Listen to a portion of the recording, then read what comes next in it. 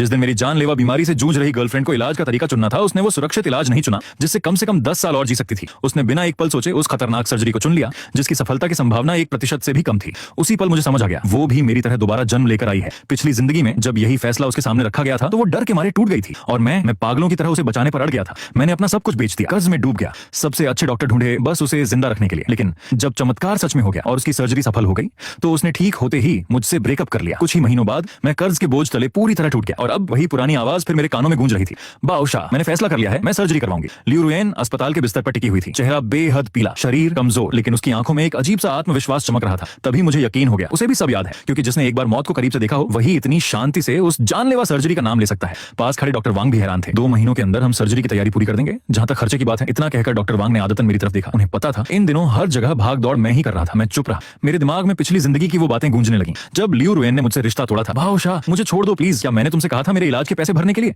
तुमने मुझ पर एहसान थोपे हैं। अब जब भी तुम्हारा चेहरा देखती हूँ मुझे घुटन होती है, अपराध बोध होता है। चलो अलग हो जाते हैं, आज के बाद हम दोनों किसी के कर्जदार नहीं रहेंगे। मैं अचानक वर्तमान में लौट आया। लियू रुएन बेचैन होकर मेरी तरफ देख रही थी। शायद उसे इंतजार था कि मैं कुछ कहूं, लेकिन जब मैं चुप रहा तो उसने खुद ही कहा, डॉक्टर वांग सर्जरी तय है, पैसों का इंतजाम मैं कर लूंगी। डॉक्टर ने पहले उसकी तरफ देखा फिर मेरी तरफ, लेकिन कुछ बोले बिना फाइल बंद की और कमरे से बाहर चले गए। दरवाजा बंद होते ही कमरे में सन्नाटा छा गया। शायद उसने महसूस कर लिया था कि मेरा मूड ठीक नहीं है। काफी देर बाद वो धीरे से बोली, बादशाह चिंता मत करो, मुझे सर्जरी पर भरोसा है, मैं जरूर बच जाऊंगी।